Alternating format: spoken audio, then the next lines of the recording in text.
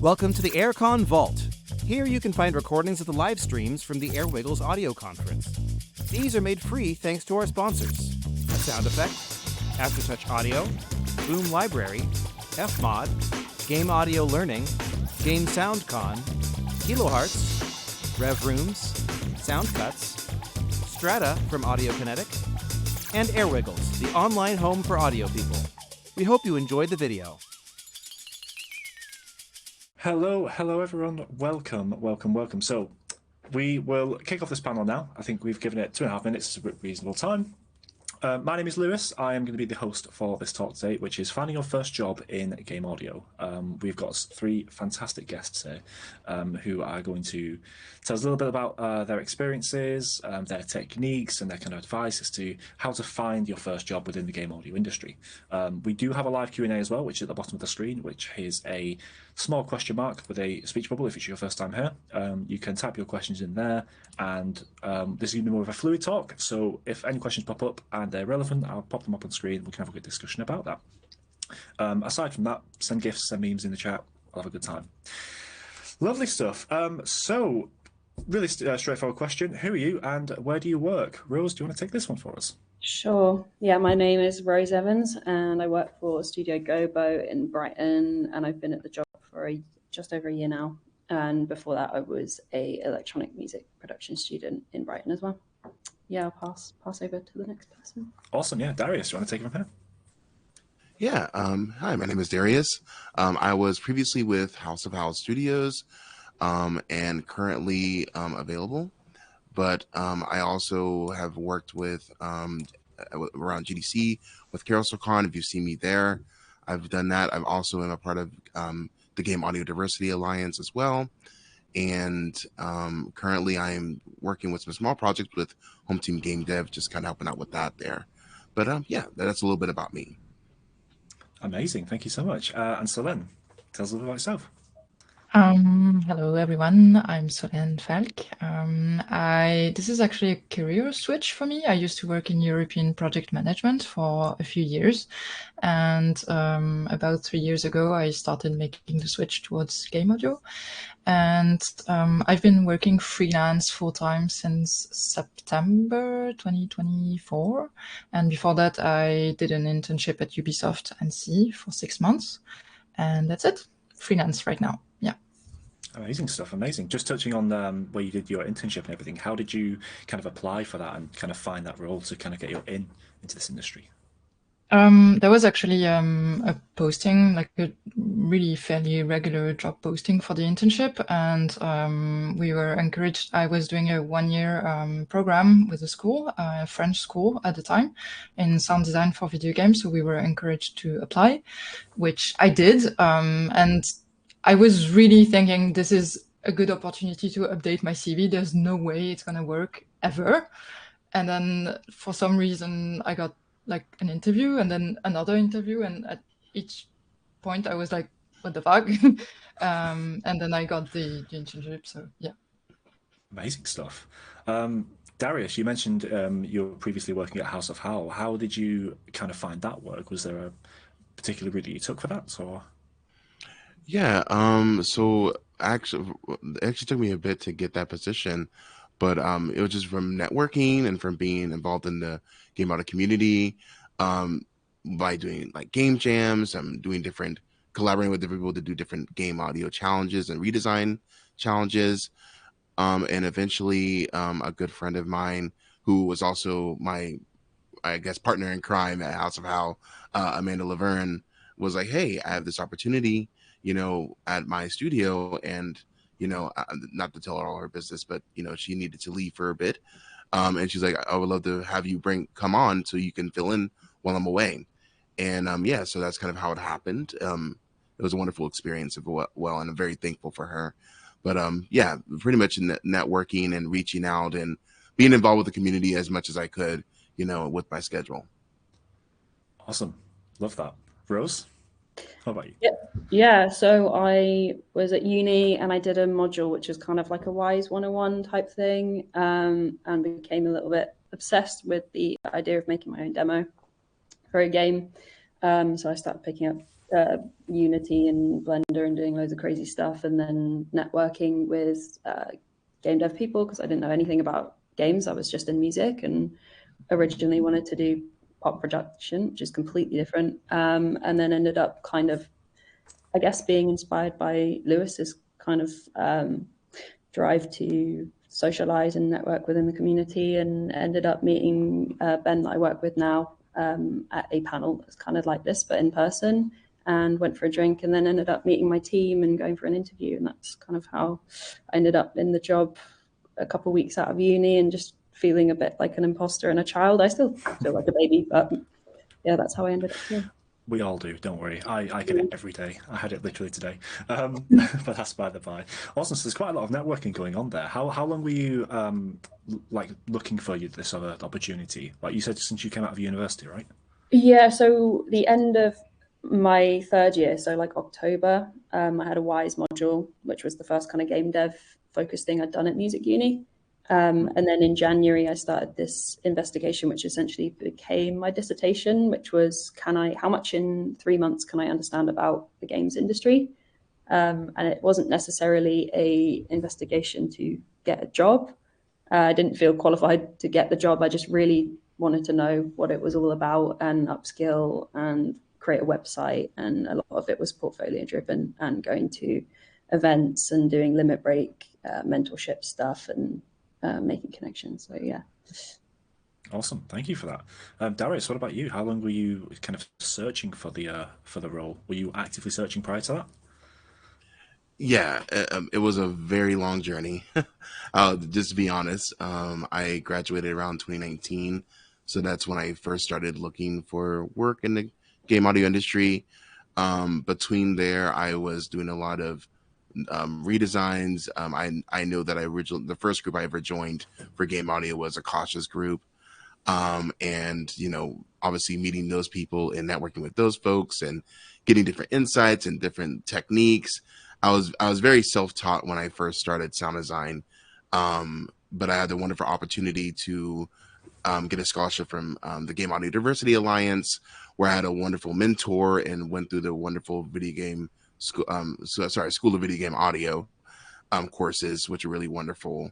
Wonderful mentor as well. It was really awesome to really start to meet some people from different companies, like from Epic, Sony, and have different perspectives. But yeah, pretty much that's kind of my journey. And from there, I just started still networking, still doing redesigns. I like to stream sometimes, sound design as well. The Oscillating Accordion stream as well on twitch.com.tv. Yeah, that pretty much I've just been doing that for doing a lot of personal projects, doing a lot of game jams, a lot of mentors, and a lot of wonderful people and friends that I've made along the way, who I still talk to this day for advice and for anything. So that's kind of been my journey, and it's a journey I'm still doing to this day, and getting more friends and meeting more people like you guys as well. So. Yeah, of course, yeah. So much networking going on out and about, and that really is one of the kind of foundations of finding work. I mean, at least it was for myself. I got my first job through Lewis Thompson, who was Soundcuts, and it was very much helping, like mentorship, as you mentioned there, Darius, with building up of your own skills and then networking and coming to specific events and everything. So I completely agree with the kind of where you're going with that. You did mention something there, Darius, about kind of being self-taught, and I feel like that's something that's kind of not spoken about enough with this industry. I know you mentioned there, Rose, you were going through university and you were going through more of a production-based career. Solène, you said you had a big kind of career shift. Would you say you're self-taught? Do you have any mentors now? And if you do, are they beneficial to you? I would say I was originally self-taught. I'm also a self-taught guitarist, so it's kind of a habit, I guess. But at some point, I did feel like I did a bunch of game jams and everything, being self-taught, taking courses on Udemy and YouTube school and everything. But at some point, I did feel that I was maybe missing some form of like structure or kind of opportunity to learn about like industry standards and stuff like that, which I felt was a bit more difficult without like a formal structure to learn. Not saying it's impossible to learn about this by yourself, of course, but maybe it's a bit more difficult. So I did go through a 1-year training in a French school based in Montpellier, which delivers courses specialized in game audio. Game audio, yes. So that was really beneficial, I feel. Also, it's like a very intensive program, so you're like emulated by your classmates and stuff, and it's really like intense and good, and you learn a lot. And I also feel that it helped me then to get the internship, because I had kind of like the school reputation to help as well. So I wouldn't say it's mandatory, but it can help in some respects if you have the money, the time, and you can just afford to go to the place where it's based. Yeah. Yeah, absolutely. I think it's definitely beneficial, and it will accelerate the process. But I don't think personally for me, I don't think it's a restrictive barrier that you have to have this, as you mentioned there. Yeah. There are so many good resources online. Again, looking at AirWiggles, everyone's posting stuff all the time. There's a huge community of people looking to help each other. YouTube as well, there's just so much information there. So it's definitely something you can pick up skills from and then take it to and from. I guess one of the key things is the networking aspect, as we've touched on previously, which is super, super important. To kind of help build up your clients and build up work. And also, if I can just like add to this, you mentioned having a mentor, and I think this is really like the key, because even when I was in school, I was looking at a lot of resources on YouTube. When I didn't understand an exercise or whatever, I would Google it and be like, how do I do nested events in Fmod? Oh my God. But then the key was that if I didn't understand something in the way that I applied the resources, I could ask someone like the teacher or the mentor or whomever. And I think that's really the key. You don't have to go to like a course or a specific class or whatever, but having someone who knows how to answer your specific questions, and so you don't get blocked on something and feel alone maybe, is really helpful. Yeah, absolutely. There's been times where I've been trying to find one specific instance to resolve something, and I'm trawling through web pages of everything else other than that specific answer. So yeah, having a mentor really will pinpoint that, and they understand where you're coming from, what you're trying to achieve with it, and they can hone in on that. So it's worth considering if you're doing specifically more intricate stuff, for sure, but just as a whole, it's great. So just a quick question about when you have been looking for jobs and when you've been applying for jobs in the past. I know for myself, when I was originally looking for work, I ended up I sent out a mass email, which is not the best piece of advice I can give. And I tried to apply to around about 100, 120 or so companies, and I got rejected from pretty much every single one of them. So I was just wanted to ask you all, how many times have you been rejected from work? Darius, would you like to start us off with this one? So I recently, as in like maybe a year or two ago, started to really start tracking like how many jobs I was applying for and how many no's I've gotten. It's definitely been a lot though. It's been quite a bit. Because I mean, it took me a good while to kind of get my foot in the door, really. But yeah, it's been a good bit of jobs. And I found that though the first time I ended up being a job that I didn't really even apply for. It was just based off of a connection that was like, hey, I have this opportunity. I know you're a great sound designer. You want to come help out? And I was like, sure, I would love to. And yeah, so it could definitely be hard to like send so many applications. But yeah, obviously keep applying, keep talking to people as well, and make friends. Not just in game audio, but in every development that you can.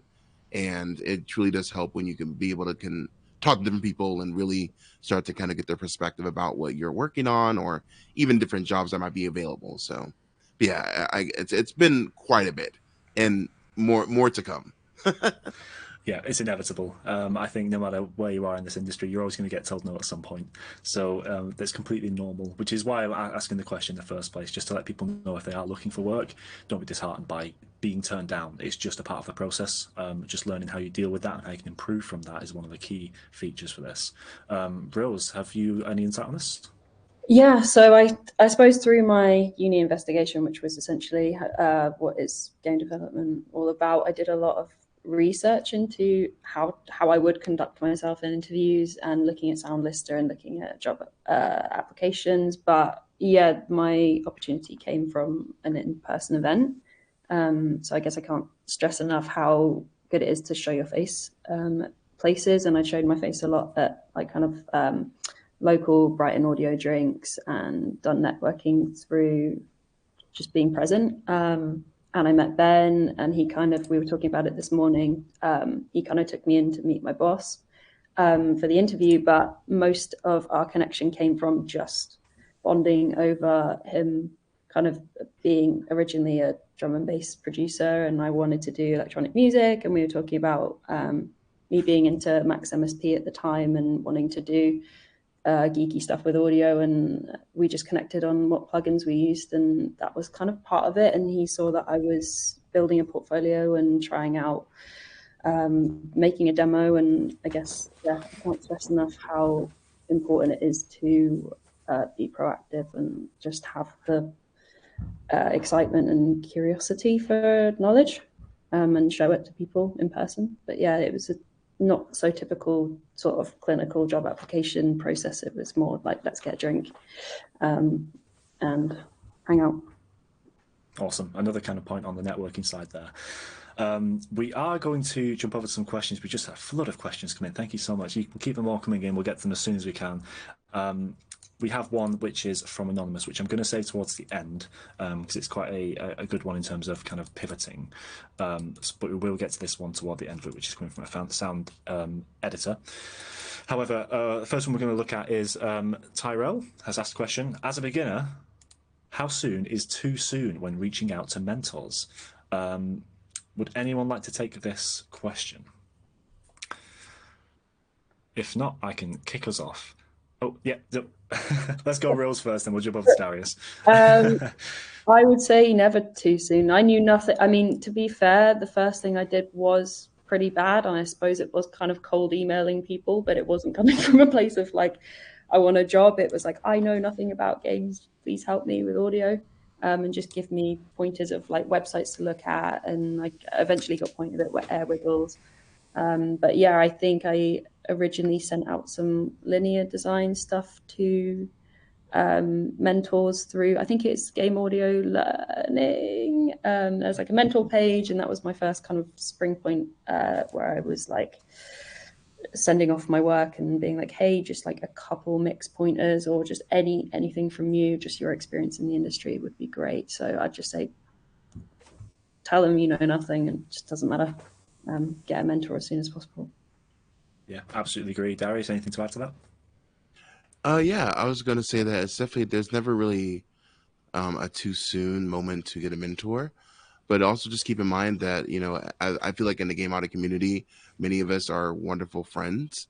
So don't be afraid to just share your work with random sound designers. Obviously, don't flood them with messages, but just, you know, there's plenty of Discord servers, plenty of groups and communities that would, including Air Wiggles, that would love to hear what you're working on, no matter what state it's in. And I found that, I guess, telling a little bit of a story. The mentor that I got for the Game Audio Diversity Alliance, I got, my mentor was Javon Reimer from Riot Games. I actually messaged him a year ago before I went into GATA, asking him for feedback about my sound designs. We ended up having a nice little coffee Zoom call over the internet. And then, you know, when I applied for the Game Audio Diversity Alliance, I was pleasantly surprised to see his name. I was like, oh, that's cool. That's dope. And yeah, so, you know, there really isn't too soon. You know, you never know who you message and reach out to through, you know, Twitter, you know, friends that you make through Discord or Air Wiggles or anything like that. You never know when they might pop up back in your life like a year later and be like, hey, I'd be happy to mentor you. So yeah, I would just say it's definitely not too soon. And you never know what friends you make end up might being like, hey, let's take you on and let's talk about some things that you're doing. Let's talk about the processes that you're doing. And when it comes to sound designing, networking, techniques, whatever it is, you know? And so I would definitely say it's never too soon. Yeah. Great points there. Absolutely. Solène, anything there to add there? No, I kind of agree. Just maybe being thoughtful also about the time that people take to evaluate your work. And so, I mean, that's common sense, I guess everyone here knows. But like sending stuff that you're actually ready to modify if the person gives you pointers and advice. But yeah, I would say it's never too soon, as long as you're sure you're really interested in the topic and you really want to learn. Yeah, another great point there. Love that. Fantastic. Thank you very much for the question there. We'll continue on with the audience questions because I feel like this is definitely the audience question focus here because mine are a little more kind of varied, but these are very specific. So hopefully we'll get you all some good answers here. So we have another one here. Any tips for a total beginner? Like what tools, skills do I have to improve on first? I mean, just to touch on everyone's answers so far, I think networking is 100% one of the biggest skills you need to work on. Not to say you don't have that right now, but it's something you can always improve on no matter who you are. Just going to networking events, meeting up with people and just communicating and showing passion and interest for the work you are creating is a big skill that I think is one of the best things to learn. Solène, do you want to touch on this a little more? Any more tools or skills?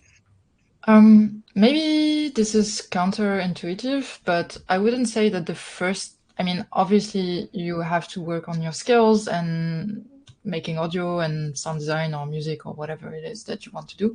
But I would say probably like the first thing I would recommend most people to work on is team working and going to game jams and actually working with people on a game in a set time frame where you have like this like really small time to make a game and everyone is stressed out and everyone wants to do their best, and it's like the best in condition kind of training for actually making a game with like financial stakes and everything, because I feel like a lot of people underestimate how much sound design or audio work in general is about communicating with other people working on the game and understanding like, oh, this is not working. What is going on? How was this developed? What is the feature? Who can I talk to? And so on. And I think like being able to find your way in a team and go to the programmer that you need to talk to. And this kind of skill is really important when you actually find a job or even when you're actually looking for the job. Yeah. Couldn't agree more. Yeah, kind of leaning more toward the communication side in that aspect. But yeah, absolutely agree. Rose, what about yourself? Yeah, maybe slightly different angle, more to do with like actual tools. Like if you, whatever tools you have, it doesn't really matter. I guess everyone here understands that. Like we probably all use different tools in terms of VSTs or plugins or recording or microphones, like whatever you have in front of you, figure out how to use it to your advantage. Make sample libraries, touch up on mixing knowledge, do courses online. I did a lot of sound design courses and figuring out what kind of synthesis works for me, not kind of just locking myself into, I only want to make fun, cutesy sound effects, but also looking at weapon design, even though I wasn't that good at that at the time. And now that's one of my favorite things to do. Yeah, just diversify and use whatever's in front of you and ask your friends what tools they use. And yeah, really get stuck in. Amazing. Thank you very much. Darius? Yeah, I think for both Rose and Solène had really good suggestions. I would also just keep in mind when you're when you're a total beginner and you're getting, different tools and different things at your disposal, just have fun, just experiment, just be playful, join game jams, be in a crunch, you'll figure it out. It may not be perfect the first time, but you'll keep developing your skills. You'll keep getting better and better and better until you're like, wow, I really love this, these tools. I really love these skill sets I've created and kind of developed myself. I think also, yeah, actually that's really it. Just have fun with it. I think sometimes you can really overthink about like what is the right tools, what is the right thing. Sometimes, like as somebody who when I first started in sound design, I didn't have a lot of money, a lot of tools. Reaper was my best friend because Kukos plugins. Shout out to you. I had to just use whatever I had. Don't get too discouraged about not being able to buy the $400 plugin just yet. Have fun with what you have. There's things that I did the hard way in the beginning of my process as a sound designer, but at the end of the day, it really helped me know my tools better, so that if I don't have that easy, I don't know, that easy tool to make that cool sound, I might have to make a whole chain of FX chain to make it. Have fun with it. Experiment though. Don't be afraid to take breaks. Take breaks. Have fun though. Just experiment. Slap a plug in, see what it does. Flick around some knobs. I have this little thing in my desk that I love using. This little mini Korg. It has like a bunch of faders and knobs on it. Sometimes I just hook it up to a plugin and just start going crazy on it. But yeah, that's honestly experimenting, being playful with your sound design is like the best way to really learn your tools and your skills. But also don't be afraid to reach out to people again. Reach out to random people and be like, hey, what do you do for this? What do you do for that? And you'll be surprised with what everybody else has done and have experimented with their own plugins and tools. So, but yeah, I definitely recommend everything that we've said with this. Absolutely, yeah. I think the enjoying it is the most important thing for me there. Obviously, you can go crazy as you want with experimentation, but you've just got to love what you do. I think when you love what you do, you don't work a day in your life. That is kind of the philosophy I live by, and you've just got to go into this just enjoying every aspect of it, because sometimes it's going to get a little bit hard, but then you'll remember, you know what, I'm doing this because I love it. And that really helps get through this. And actually, on a note on that, Lewis, I also will say the opposite. Some days you will not like it. It's okay. Yeah, it's okay. I really agree with that. That's true. Some days you will spend an hour and you're like, you know what? We're just gonna stop right now. We'll come back to this. It's getting there, But yeah, you have to love the process and the journey and the experimenting part of it, but also be okay with not liking the results that day, because sometimes it just won't happen. Yeah, so. Yeah. I really agree with that. If I can just add to this. Yeah, sure. So in my journey, I've worked with like really, really good sound designers, like people who work in like, not like the Bird, but like really good people, And I would get to the office and like that person would be like for the 10th consecutive day, working on the same sound and being frustrated as hell and being like, I'm never gonna get that sound. I can't do it, blah, blah, blah. And, we would have like pep talks in the team, just, you can do it, you're a good sound designer, and so on and so on. And so, I would just say to beginners, like, it's normal if you're trying to do something and you can't get it, like on the first day or the second day, or even on the 10th day. Like even people who have been in the trade for like 10 years are still sometimes struggling to make a specific sound.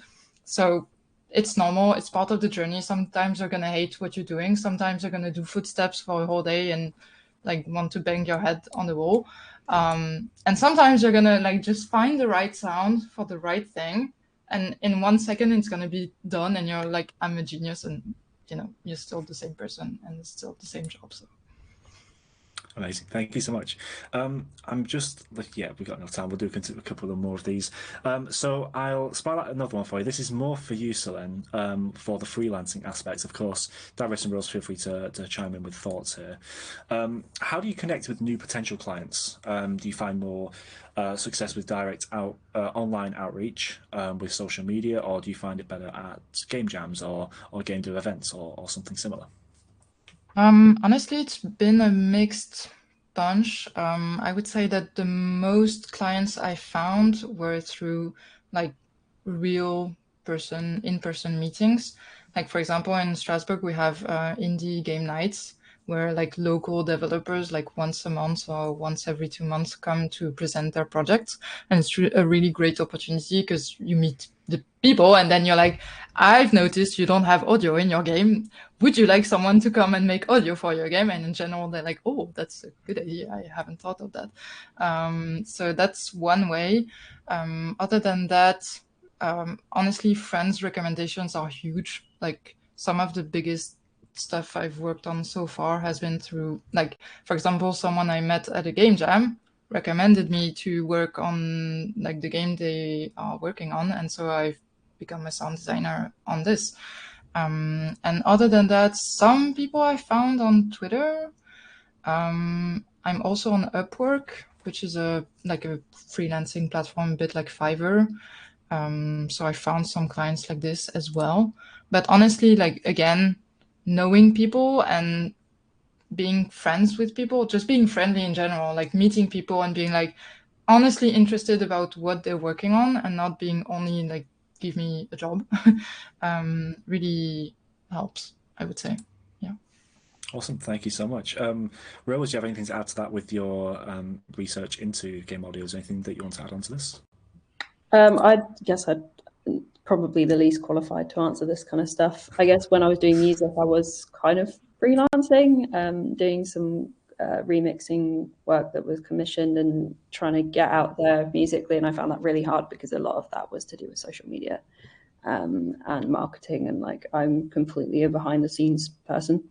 And I guess that's why I'm kind of happy with the job that I'm in, because I get to do a little bit less, putting myself out there in that regard. But yeah, I'm probably the least qualified to answer freelancing stuff. No worries at all. Okay, well, we'll jump on to another question. I'm just conscious of time. We're getting so many questions coming in. I want to get through the whole thing. So we will mark that one as answered. I'm hoping that's kind of covered your question as well, Roman. Essentially, how do you guys find orders if you're not working in a large company? Through what sites do your customers receive? So I'm hoping that kind of covers an idea in terms of the freelance aspect of how you can kind of reach out and kind of get clients, essentially. Here's an interesting one for everyone here. How sustainable is a career in game audio? Much like yourself, Charlie is a pop producer, Rose, but is thinking of changing career due to the lack of opportunities at the moment. Feel free to say this one, Rose. Yeah, well, this is much more sustainable than music was for me.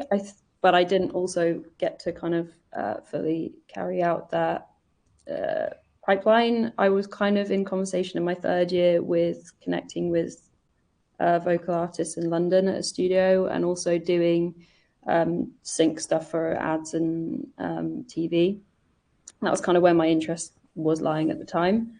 And the more I delved into the game audio path, the more I realized I'm much more of a technical behind the scenes person. And yeah, I've kind of not experienced the same creative burnout as well. So in terms of sustainability in that sense, it's been a lot easier because it's that balance of like creative and technical. Not to say that music's not that, but I put a lot of pressure on myself to come up with the most original music possible. And when I was doing linear redesigns, that was my first experience of doing game audio. It was really easy to have the thing that I'm working on in front of me, and there was kind of like a cut-off point, and it was like, I can, not that there's one right way to do it, but there's an end result that's kind of completed, and that was really good for my brain.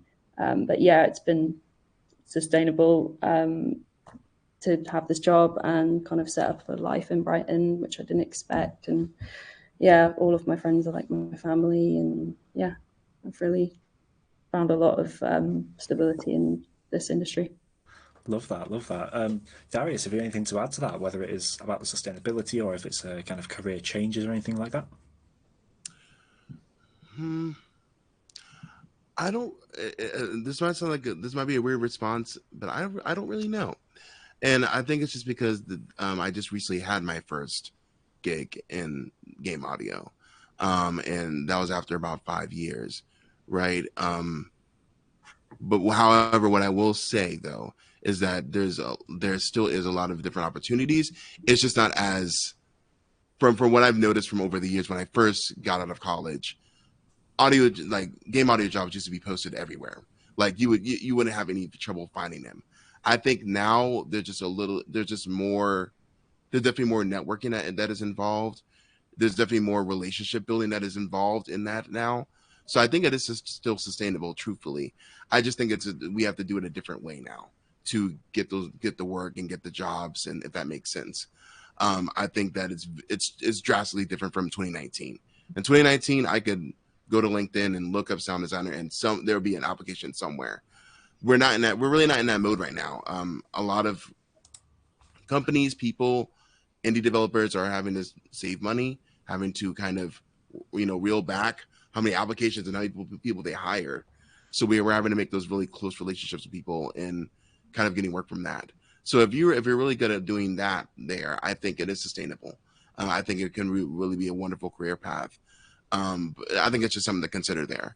Now, regarding if anything else is going to affect that, I don't think so. I think that overall, especially as more indie companies and more smaller developers start to really rise, I think that that will kind of help sustain the career, the game industry even more with that. So I guess I give you an answer in a way, but yeah, that's kind of how I feel about it. It's more of like, I don't really know, but I do feel that as long as you're really making, connections amongst game developers, not just game audio folks, game developers as well, programmers, artists, animators, even writers of, anything video game development related, I think that this will be sustainable for you.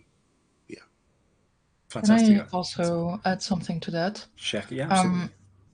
Maybe a bit more on the pessimistic side of things, but I would really recommend to not go into game audio as like your only endeavor and without a safety net, because right now it's a bit more difficult than ever, as I've heard. There are layoffs everywhere in the game industry, and so we're hoping to see that the trend changes and that things start to look up again. But right now it's extremely competitive to get into game audio, and audio is one of the branches in which there are like the less people needed in a production, and also the more people who want to do it, because it's like, I guess, like sexy in some kind of way, and people want to do audio. I mean, I can understand for sure. But so there are many applicants on every job posting. And even if you want to go freelance, like for me, it's a career switch. So I've had the opportunity of like getting a financial mattress for me to sustain myself when I don't have a job. Like, for example, right now, I've had like 2 weeks without a job. And this is just freelancing, like 1 month ago, I was swamped with work. Now I have nothing. Maybe in 2 weeks, again, swamped with work. But you have to like have some kind of security to be able to afford that. And I would really like people to not get the impression that they can just go like full on with it and that other people can do that as well. I mean, it's quite a privilege at this time, I would say, to be able to freelance full time or to start freelancing in game audio. So yeah, just like be careful, and it's really great. I love it, but also I wouldn't be like able to do it if I didn't have that safety net. So yeah.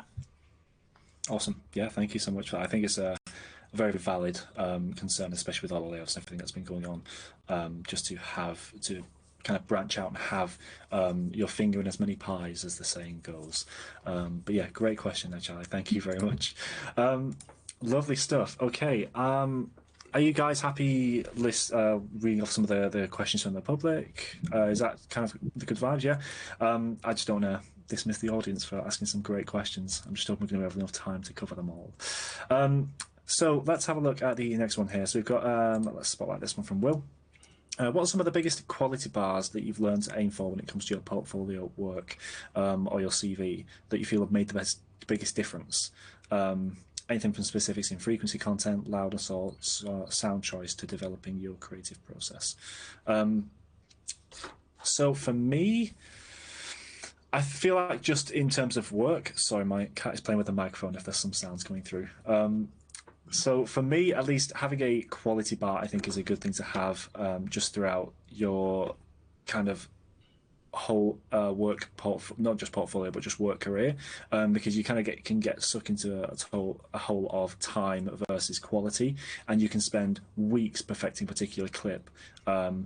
And when you're working full time, it can be you just don't have that you don't have that time to do that. So you kind of have to set yourself a certain threshold on how to get there. That's just a little bit of a perspective from my point of view. But in terms of like the CV and everything, I'll let one of our lovely guests answer this. Darius, would you like to start us off with this? So yeah, I guess for we're just specifically talking about resumes right now. Resume wise, it did get to a point for me with personally with resumes where I didn't worry as much about it unless it looked outdated. Like recently, I had to overhaul my resume because it was a lot outdated. So I did have to kind of work on that and make sure that all my projects and everything were reflecting properly. I usually kind of emphasize more of the work that I share with people when I'm trying to get work. So I guess my portfolio work, my website, my redesigns that I work on, even if I share things that I may have like things like this, I might share as well. That I consider this portfolio work as well, because people can hear my thoughts about my process, thoughts about whatever. So yeah, I think when it comes to portfolio work, definitely making sure that your quality bar is always growing, and try not to keep it at a stagnant state, and don't be afraid to challenge yourself. I know for me, and even still now, I'm guilty that my portfolio is almost going on to a year and a half old. Gasp! I'm sorry.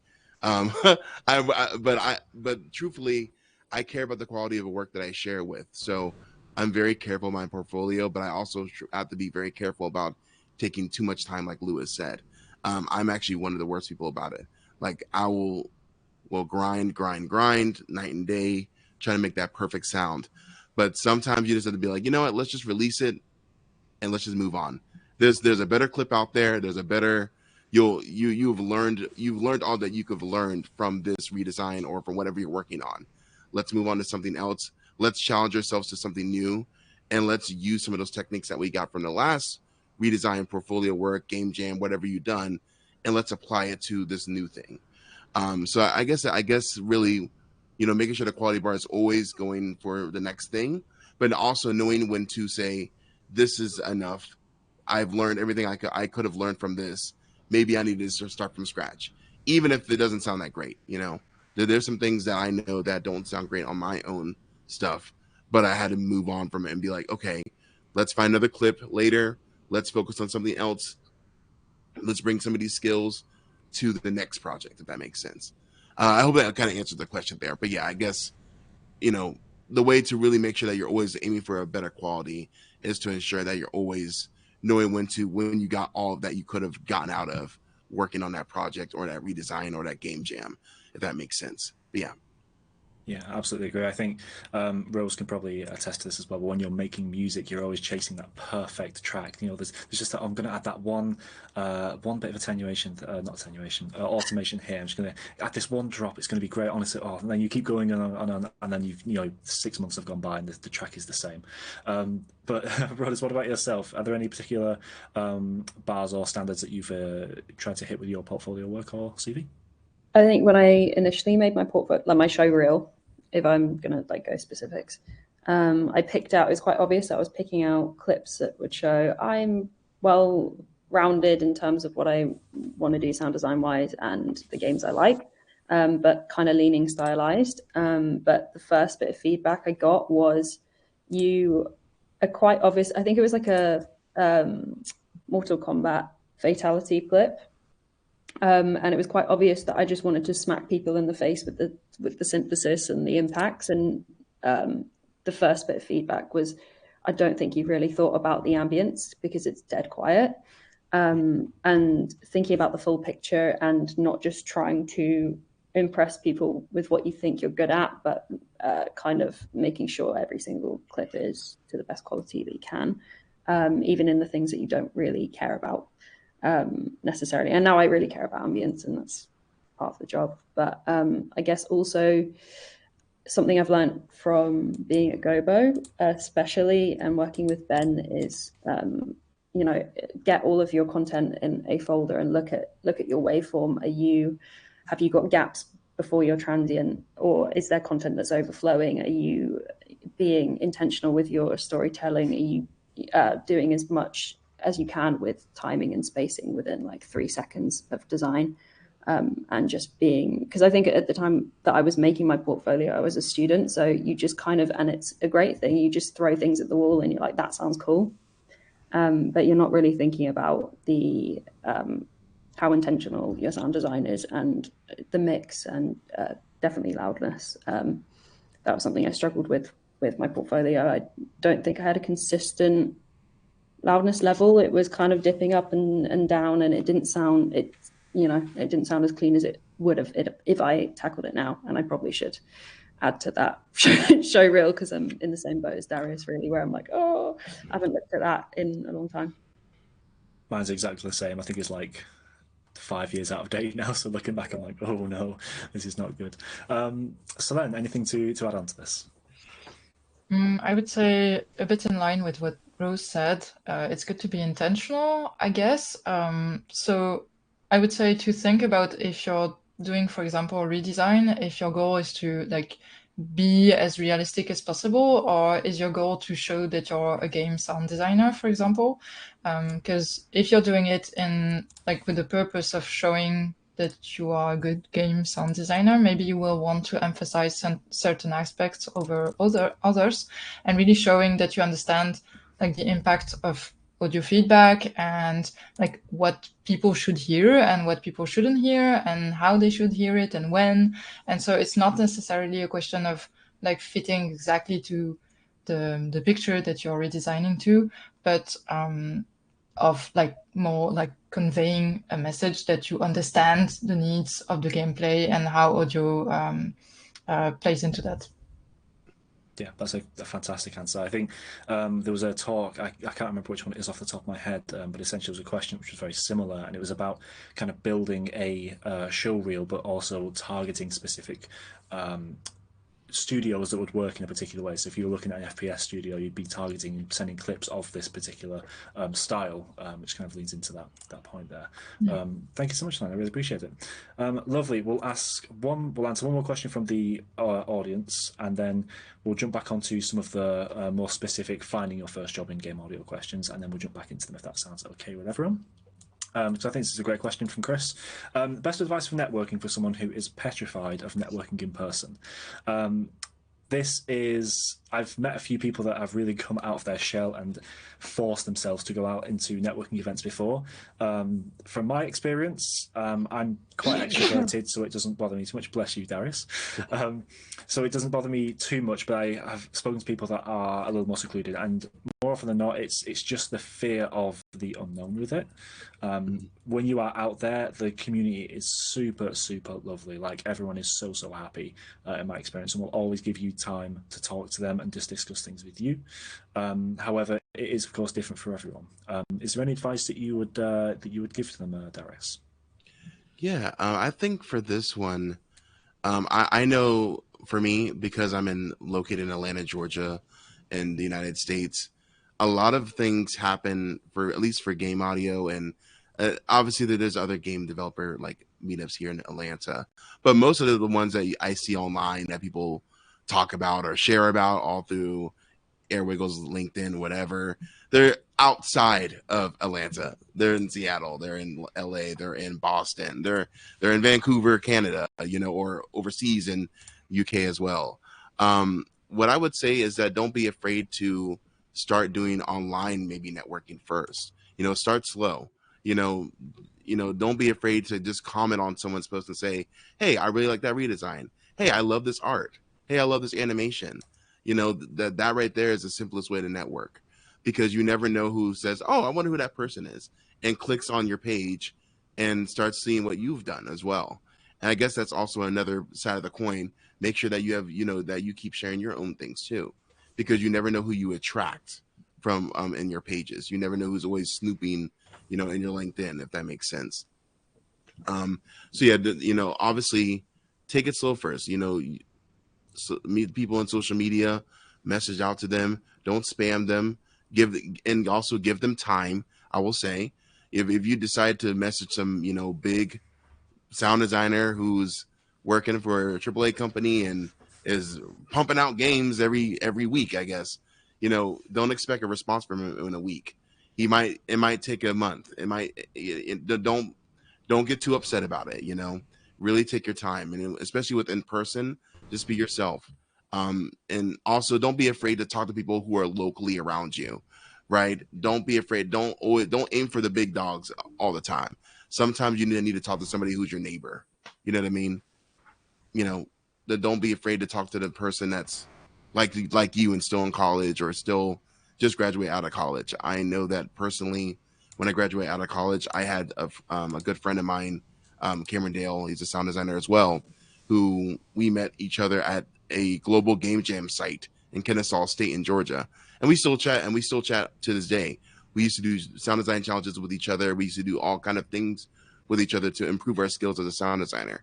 I find that really when you start to network in person, the best networking is the people who are right next to you and the people who are in the same situation as you, not the people who are already there and, who are, pumping out things left and right. Right. So yeah, don't be afraid to just talk to your neighbor. Yes. Talk to those people who have been in the industry for 20 years, but don't be afraid to talk to people that are right next to you, who are just like you, who are still discovering and experimenting with sound, plugins, skills, tools, just like you, if that makes sense. So yeah, that's what I recommend. Fantastic answer. Yeah. Solène, do you want to add on to your perspective for this? Or what I was thinking is that probably a good way to de-dramatize networking in person is going to be to not make it about yourself. It's not about proving yourself to anyone or like making someone like you. It's really about what are those people doing, like what's going on. I really approach it always as an interest-based kind of thing. Like, hello, who are you? What's going on? What are you doing? What's your project? Oh, I love roguelikes. Oh, I love roguelikes as well, and blah, blah, blah. And just like really, making friends and getting curious about what people are doing. And then if they return the question, then good, you can say, I'm a genius sound designer on the way up to making Star Wars or whatever. But it can also just be a conversation about that person's project and how you both like some types of games or just geeking over something. It doesn't have to be about you. So maybe that takes a bit of the pressure off because it's not about introducing yourself really or just proving yourself to anyone. And also the other thing I would like to say is that most of us have imposter syndrome, really. Like, I've not met someone in my fairly recent experience in the field. I have not met someone who has told me I am a confident person in my job. Like everyone has told me I feel like an imposter, I feel like a fraud, I don't know what I'm doing, help, send help, oh my god. So I would guess like if it would be a good guess to think that that person in front of you is probably not as assured as you think they are and as confident as you think they are, and probably just approaching them from a place of interest and being curious is going to just work wonders, I would say. I love that. That is such a great bit of advice. I think just to tag onto that, from my experience, most of the time, if people are hiring or people are looking for someone, they're never going to pick, or it's not often that they pick the best person for the job all the time. They want people that they can work with because skills can be learned. Let's say you're working in an engine you've not learned before or worked with before. You can learn that, you can pick it up. If you're a really nice person to work with and you just bring the good vibes, you're there for just everyone's happy working and it just brings the whole morale up, you're going to get picked over that person who's had 10 years in that engine most of the time because you're just, people want to enjoy the process. They don't ever building a game in a bit of a moody sense. So really focus on just being an enjoyable person to be around. Rose, anything you'd like to add on to this? Yeah, well, I've always been a really anxious person. I guess I've only really come out of my shell in the past year, and especially in like music tech spaces. And a lot of the time I was the only girl in my courses, and I often did feel that kind of fear of making friends, and always felt like I was trying to be cooler than I was. And that's why game audio spaces were a bit more inviting to me because I felt like we all had a common thing. We're a bit nerdy, and yeah, I remember going to the Brighton audio drinks for the first time, and I actually just went to the toilets in the basement of the pub, and then looked in the mirror and went, I can't do this, and then walked out.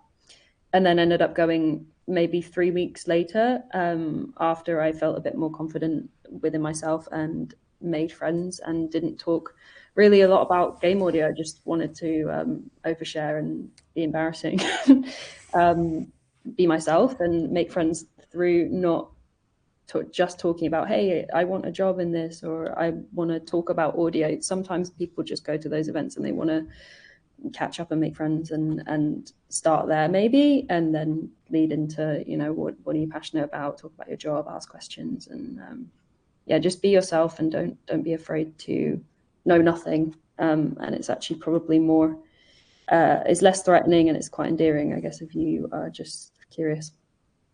Yeah, that's exactly what I was about to say. Like, don't be afraid to just say, I'm scared. This is my first time here. I know no one. I'm kind of anxious to be here. And just like, I'm sure like most people would be really understanding and find it quite endearing, as you said, Rose. Yeah, absolutely. I couldn't agree more with that. Fantastic. Okay, thank you very much for those questions. I'm going to jump onto some of the other ones that are more related to the panel, and then we'll jump back onto and finish the live Q&As. What would be really useful if you're in the audience, if you jump onto the Q&As, you can click the little thumbs up button, and that'll kind of give questions an upvote, and that'll give us an interest into which the most wanted ones to answer. So if you could do that for us, that'd be fantastic. I suspect we're not going to be able to get through all of these right now, but any questions that are left we'll try and catch up with in the Hangout space. So we've got 3 questions before the end of my side of the Q&A. The first one is, how do you, or how did you prepare for interviews when you were coming up for some of your jobs that came up? Darius, would you like to start us off? Yeah. So it is something that I really had to work on personally. I was not always very talkative. I was not always, I wasn't always, like good at, and still working on sharing my skills and sharing, what I'm really well at. But also one thing that I really had to learn how to do, it's one of the best advices that I got, is that when the interviewer like asks you a question, it's okay to like pause and think about it. Like, it's one of the biggest things that I had to work on. Like, I used to like feel like I had to like jump to the answer, but like and I get to a point where literally they'll ask me a question, I'll sit there, I'll literally go inhale, breathe out. Now I can answer the question and give myself a actual good pause. Yeah, it's one of the biggest things I had to work on interviewing. And also, don't be afraid to write out some questions on a notebook or a notepad. I don't know where it's at right now, but I have a notebook usually that's right here that I write down questions on, and it'll be like questions about, it could be from the work-life environment of the company. It can be about, how's workload? How do you guys, give out work between each other? Do you guys communicate across different pipelines of the game development team? Things that are really, really important to you. Don't be afraid to like write down questions that are, about the process. I think some people get really scared about asking like, hey, how do you guys work at the studio? But like, I think it's actually very, very, very important to do sometimes, because you want to know what you're in for. I hate to say what you're in for, but you want to know, like, okay, is this going to be like, an easy breeze, or are we trucking to the end of the development? So yeah, but most importantly, just breathe, take some time, pause before you respond. Don't be afraid to think about it. Don't even, if you got to take longer, don't even be afraid to tell them, give me one moment, I'm thinking about it right now. And they're totally cool with that. So yeah, just take your time, write your own questions out as well. Don't be afraid to ask them questions. I find that most interviews appreciate when you have an idea of what you want, if that makes sense.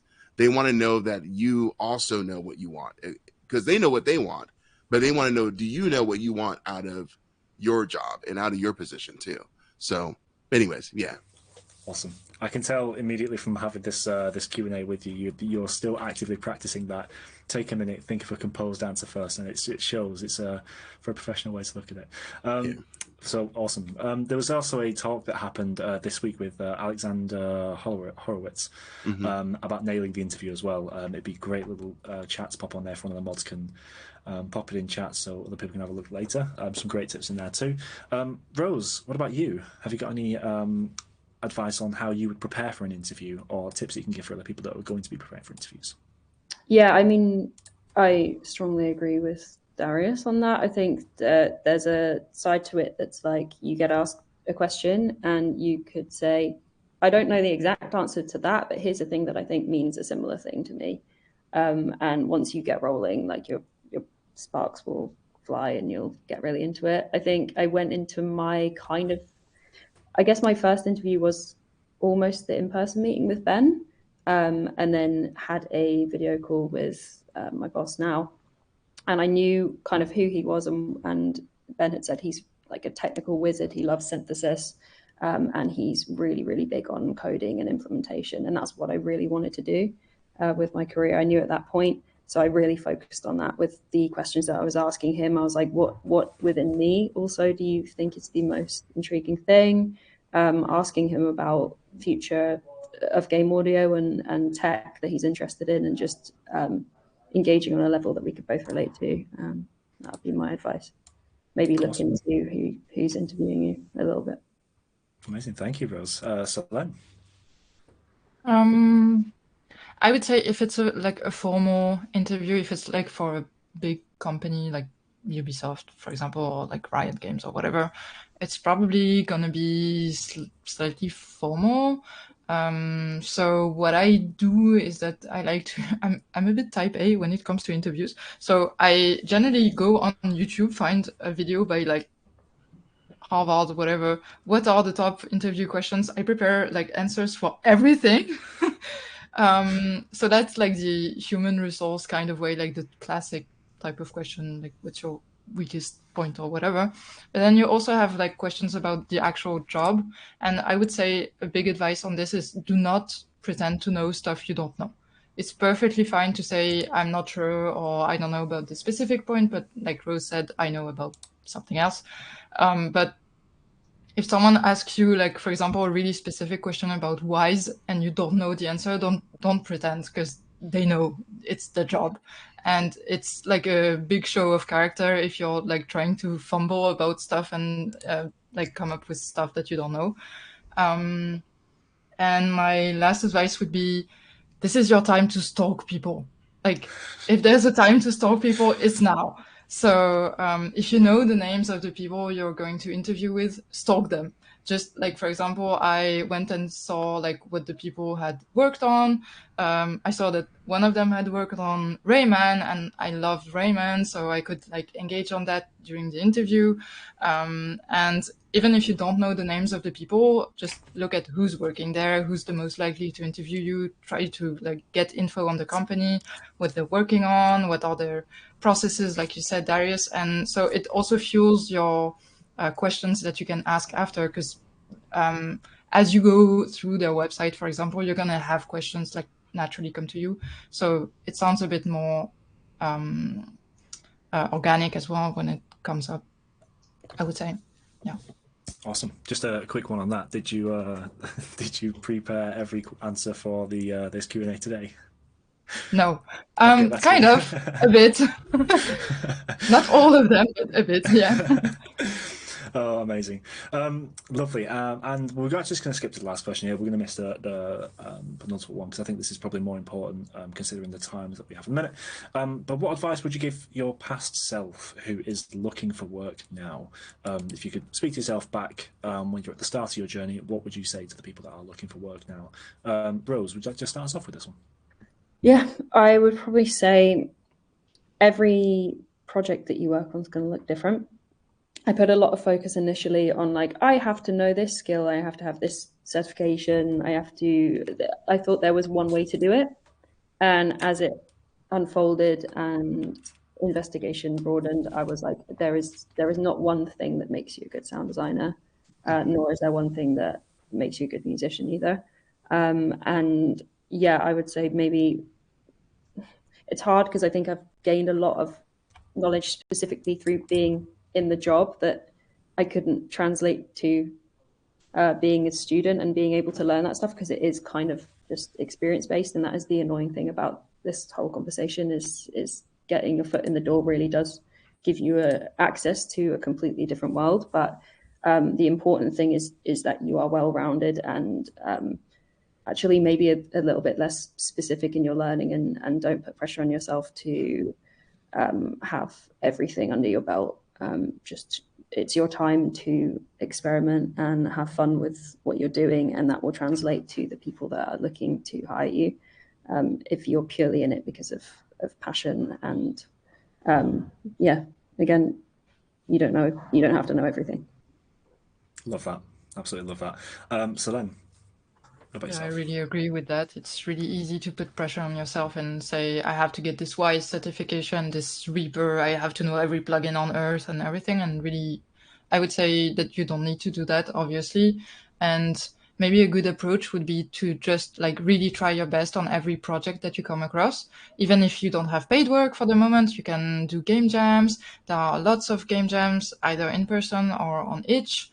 You can find game jams also that are more long-term, like 10 days or a month. And so you can research more about different processes. You can try to implement middleware. You can try a bunch of stuff. So I would say really try your best on every project and try to, implement new stuff every time. Just try a new plugin, try a new software. Don't try to do everything at once, because it's not like you're going to be overwhelmed and burnt out. But yeah, try to have fun, like Darius said earlier, and don't put so much pressure on yourself that you get overwhelmed and sad. Yeah. Keep the fun in it. No, so that's true. Yes. Darius, if you want to lead on from that. Yeah, I definitely will say one thing I would say to myself, my past self regarding this really is, personally, I know many of us, I was personally laid off, so I know that I am working a day job. Make sure that you carve out time in your day. It doesn't matter if it's 15 minutes, 30 minutes. Find time in your day just to play and experiment with sound design, with technical sound design, whatever you do, audio programming. Really make time for it, and don't stop to delay that time. You know what I mean? Just 15 minutes. It doesn't matter. Be playful, experiment, have fun. Don't worry about what's the latest new trend of XYZ genre. Do the genre that you love, because at the end of the day, you have to love it. You really do have to love it. And as somebody who's gone through so many different things in my life, as I'm trying to get into sound design, as I'm trying to get my foot in the door, I can tell you that what makes me keep going is being like, okay, what is the thing that I'm going to love experimenting or playing around with? What is that? Am I going to enjoy, doing some implementation, working on Unreal, making WYs? Maybe I'm going to work on Fmod. Maybe I'm going to just work on some game jams to kind of just meet other people in the different industries and meet other people in different skill levels across different disciplines of game development. Really make sure you just carve out time. Whatever time you have, carve it out. And if you only got a limited time, that's okay. Just do what you can. Really do what you can. And it's something I saw to remind myself as well. Truthfully. Keep carving out time and keep making time for yourself. Make sure that you're always leaving just a little bit of time to just have fun. Even if you're I know there's one weekend, honestly, in Reaper, I literally just did an overhaul of my workflow. There was things that I bought that I have not used. And I needed to figure out how it worked, So I literally revamped my workflow. And even though it wasn't sound design, it was still fun, because it's like you're kind of cleaning up your space. You're cleaning up your little DAW. You're making sure that there's not any plugins that are still in your favorites that you don't use anymore. You're just doing house cleaning. So sometimes cleaning and organizing, even watching YouTube videos about your craft, is playful, is fun. It's okay. It's fun to learn, So, but yeah. Absolutely. I think I agree with a little and often when you're practicing your craft, and that's the most important thing. Mm-hmm. So we'll answer some more Q&As. Firstly, Johan, best of luck with the interview. I believe you got an interview in 30 minutes, you said. This was 15 minutes ago, so best of luck with it. I hope it all goes Good luck. well for you. So we're going to jump to the first question, which I referred to at the start of the call here, which is, hi, I'm a film sound editor with 6 years of experience on international films, documents and series. I started with sound effects, but now mainly focus on ambiences and room tones. This is what I enjoy the most. Awesome, love that. Lately I'm interested in game audio. I know it's rare, but is it possible to find a job where I only create sound assets or ambiences without doing middleware or implementation? I understand the concepts, but I struggle with the tools. Do these kinds of roles exist, and how can I find them? From my personal experience, yes, they do exist, but it is not advised, but it is beneficial to you to understand the implementation side of things to help you build your craft for the actual designing of the sounds. But I'll let some of our guests go into a bit more detail with this here. Solène, would you like to take this one? I would say it's probably possible, but I would not advise it. Why? Because, in my opinion, when you're making game audio, you have to have the implementation in mind to know how your sound is going to play, at what time, under which circumstances. So you really want to understand the technical aspect of it to make the end result sound as good as possible. So I would say that by not going into middleware and implementation, you're really severely restricting yourself in terms of like how much the end result is going to sound of quality, I would say. So probably possible, but I wouldn't say I would advise it personally. That's just my opinion. Completely valid. Yeah, absolutely. Rose, what about yourself? Yeah, I can agree more with that. I think a lot of my design comes from thinking about the application of how it's going to sound in the game or in the engine. But I also have friends that don't do a lot of implementation or have a minimal understanding and do have jobs. It's very possible. I would just, again, advise that you have at least the knowledge, and maybe once you get stuck in with the tools, you'll find something about that process satisfying, or even just like getting something right and nailing something can give you enough motivation to keep going with it and enjoying it. So yeah, I'd say that. Awesome. Just a side note as well. I know obviously Solène mentioned not to be too overwhelmed with doing all the courses and everything that was going on, but a good resource if you're looking at least for middleware is the WISE Certification 101. It's a really good way to introduce yourself to what is going on in an engine, how it would work in the first place. Just a bit of a resource there for those that are not aware of it. Darius, what about yourself? Any thoughts on this? Yeah, I actually came from a similar background because my university didn't have any video game audio studies. I actually was mainly doing film at the time. And I started to kind of self-teach myself game audio. I do think it's important because one thing that you'll find, especially if you work in game jams, is that if you just make the sounds and you don't know how to do implementation or anything like that, people will just put in the sound the way that it is. And sometimes it doesn't quite work when the player is, so it definitely is very nice to learn some middleware, but take your time with it.